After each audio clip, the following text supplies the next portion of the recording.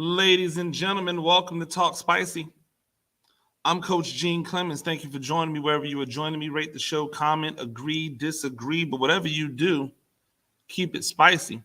5-star ratings are appreciated. If you're joining me on the YouTube channel, make sure that you like, make sure you subscribe. It has been a very interesting week. So far, it's Thursday. The Lakers got AD back. So as a Lakers fan, I was excited about that. And they went out there and beat Nets, who were shorthanded, just James Harden. And after the game, James Harden was frustrated and showed his frustration. And it's one of those things where you don't fault James Harden for being frustrated, but it shows that there are levels to this, even when it comes to, who's considered great and levels of greatness. Because James Harden is great. Make no mistake about it. Mistake about it. James Harden is great at what he does. He is a phenomenal offensive basketball player. He understands the game. He thinks the game out. It's not just, raw strength or power or finesse. It's a combination of all of it. The man has all the tools in the tool bag. But the way he spoke at the press conference afterwards was what you hear from somebody who has never really and truly had to shoulder the load. Yeah. I mean, in Houston, he was the man, right? But every time something happened, there was others to blame. There were others. People were going, "Oh well, you got to get James Harden gassed out." That was his kryptonite. That was the thing that they said that was the problem with Harden, was that he gassed out in playoff games or in playoff series.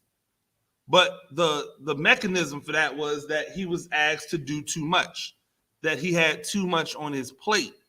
And that's why he gassed out.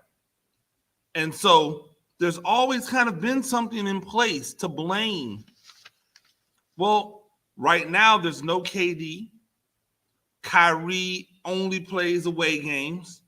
So is James Harden.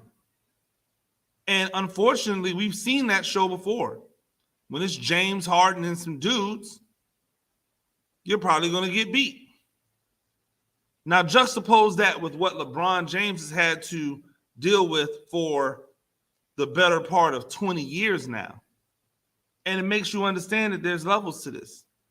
Because there's never been a time where LeBron James wasn't the dude who got the credit or the blame. He's always been the guy who receives the blame if things don't go right. He's always the guy that receives the credit because he should. With Harden, he receives the credit, but not really receiving all of the blame. And that's okay. I mean, if you can get it, but that creates a mentality. And so I was looking at these things and I was like, these gifts and these talents that we have, they come with the yin and the yang, right?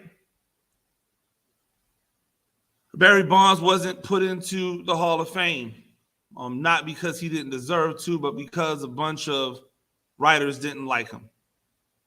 Let me be more specific. Not because he didn't deserve it, but because a bunch of old white writers didn't like him. I'll talk more about that this week on this week's episode of Gene Therapy.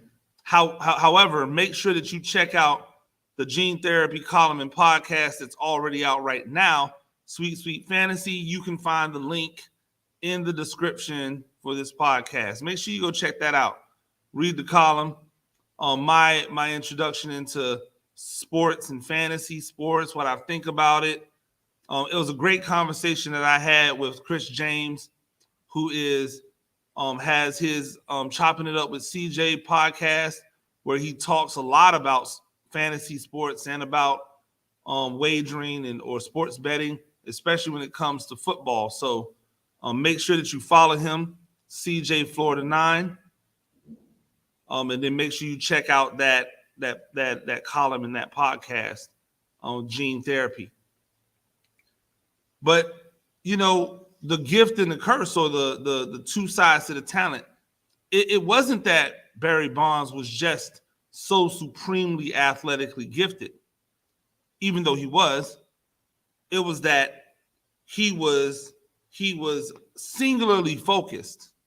And because he was singularly focused, he didn't really have a lot of time for the bull, i.e., media shenanigans, asking questions, how they asked questions, the way they tried to pry into his life, try to figure out who he was. This goes way back to Pittsburgh, the way they used to blame him for things that had nothing to do with him, long before he ever went to the Giants.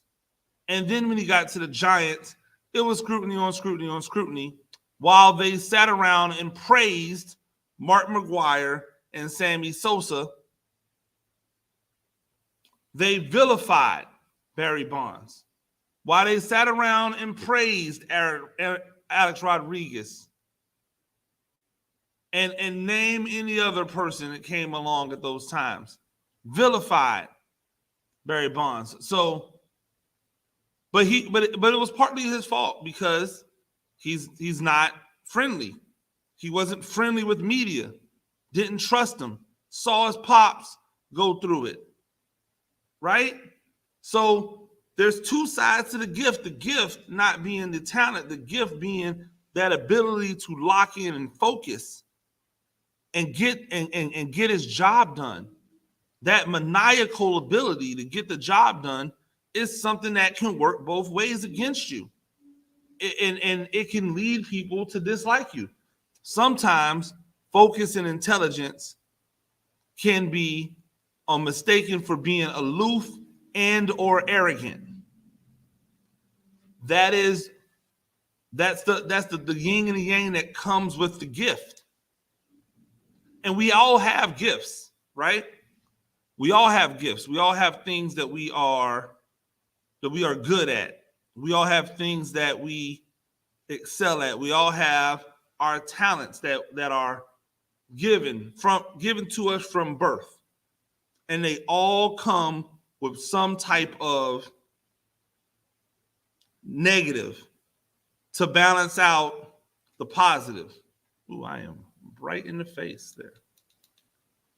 They all come with some type of negative that balances out the positive. So, for instance, with me, I tend to be very matter of fact, right? If you say something, and it's not that I don't read nuance, well, I do, but I need the actual legitimate thing to be pointed out. So it allows me to weed and wade through all of the BS and get to what the actual legitimate thing is. It's hard to lie to me, because I have a sense to get to the bottom line. However, that type of mentality and doing that can make you seem as if you are, cocky, or that you are a know-it-all. And I have to own that. Now, do I think that I'm a know-it-all? No. Do I think that I know a lot? Yes. And why do I think I know a lot? Because I study a lot. I have on one of the things that I do on the channel, if you only just follow me on this podcast and not anything else that I do, but one of the things that I do, it's called X and O's to Joe's, something that I'm very proud of. But I do whiteboard tutorials, and I break down plays and play designs and talk to coaches about how to better defeat opponents when you don't always have top level talent. We know that in the football world, especially in high school and in the prep rank, in high school and in the youth league, there are haves and have-nots. We don't really get to pick our players. We get what comes to us in most situations. And so because we get what comes to us, because we don't have to pick our players, there are a lot of teams out there that are just behind the 8 ball because of the Jimmies and Joes. Well, you still have to be able to try to compete. And so one of the things that I do on there is play designs that are designed to better understand how to defeat teams who may just have better players, but their scheme's not as good. And I had somebody reach out one time and go, well, what qualifies you to be able to talk about all of these things? You don't run this like they run this, or you didn't invent that, or you. And my answer was simple. Anybody can do what I do. I just choose to do it.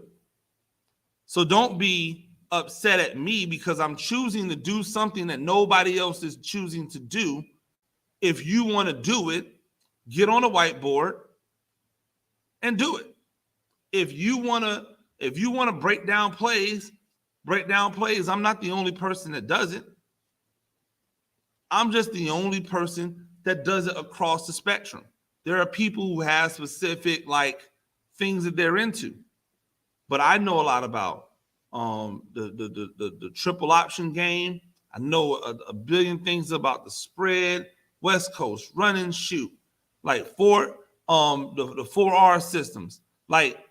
I understand a lot about football and play design because I've studied a lot about football and play design. So when things come off, when I say things and they might come off as being arrogant, I have to own it because I'm matter of fact. I don't need the story behind it. Just give me the goods. Now, I tell a good story, so that's a part of it. That's a part of me being a writer. But, tell me the goods. And I have to own that. I have a supreme confidence in myself.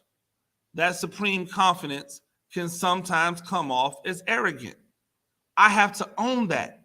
That's the yin and the yang of the gift, because not everybody has supreme confidence in themselves. Not everybody does. Some people really are out here believing that they can't do. And in my brain, there's never really a can't do. There's a don't want to do. That's it. When it comes down to things that you can do, if I want to do it, in my mind and in my heart, I will do it. And if I don't want to do it, then I won't. But it's never because I can't. Oh, you should have been a doctor. Yeah, I didn't really want to be a doctor. You should have been a lawyer. Yeah, I didn't really want to be a lawyer. Oh, you should have went into, yeah, I didn't really want to do that. Oh, you should do this. Oh, yeah, I do. I will. I have. So that's how the gift works. The gift is not always positive. The gift always has some other connotation from the outside world's perspective. So when these guys have these supreme gifts, you have to remember that a lot of times there's a yang that comes with the yin. The uncontrolled variable. That is how that gift is perceived by others. People a lot of times get on Floyd Mayweather because, of whatever he might have going on within his life. Oh, well, he does this, he does that. Well, there has to be a balance for that gift, right? there has to be a yin that comes with that yang. The man cannot be supremely gifted in boxing, a genius in boxing, and be well-rounded in everything else. Oh, there's something that, there's something that LeBron James falls short on, or there's something that LeBron James has to deal with. So LeBron James has gone about his life and has put together a life that seems as if he has made all the right moves. But the flip side of that is because he's made the right moves, people are constantly looking at reasons to diss him. They are finding reasons to diss him. They are taking things where he may come up short and inflating them much bigger than what they really should be. That's the yin and the yang. And someone like James Harden has never had to deal with that. Not at the level that LeBron James has. So when I see James Harden frustrated, I know why. It's because he went to a team where he thought he was going to be the last piece into an automatic, dynastic run of championships. Something similar to what Golden State was able to do. But then COVID happened. Well, not then COVID happened, but COVID was happening. And then all of these restrictions happened and injuries happened. Oh, and other teams that are still good. And all of a sudden last year, when it meant the most, he couldn't go. When it meant the most, Kyrie couldn't go. And now it was KD out there with the guns loaded, just unloading the clip. And it wasn't enough. And then this year they come back and now, okay, we get a full year together, but now Kyrie's gone because he sat out because he didn't want to get vaccinated, and now he can't play at home. And so he misses part of the season, and now he's coming back and he's playing on road games. So now you got to fight against a really hungry Lakers team that's starting to get healthy without any of your weapons because KD's out with an injury. He's feeling that. He's feeling that thing that LeBron James has had to feel for 20 years. Didn't like it. There's yins and yangs. We all have it. What's the byproduct of being a really good gamer? Your social life takes a major hit because your social life as a gamer is done through the game, not in real life. It's through virtually. Some people know you better as your game handle than they do as your real name. Some people know you better by your avatar than they do by your actual face. So there's a yin and a yang that comes with everything. That supremely gifted gamer walks outside and is just a person. They turn on that game, they jump into that world, and they're a rock star. That's a crazy dichotomy to deal with. It's interesting things. I don't want to hold you. Ladies and gentlemen, that's Talk Spicy. I'm Coach Gene Clemens. We do this thing a few times a week. Rate the show, comment, agree, disagree, but whatever you do, keep it spicy. 5-star ratings are appreciated. If you're joining me on the YouTube channel, you know what to do. Like, subscribe. Till next time. Peace.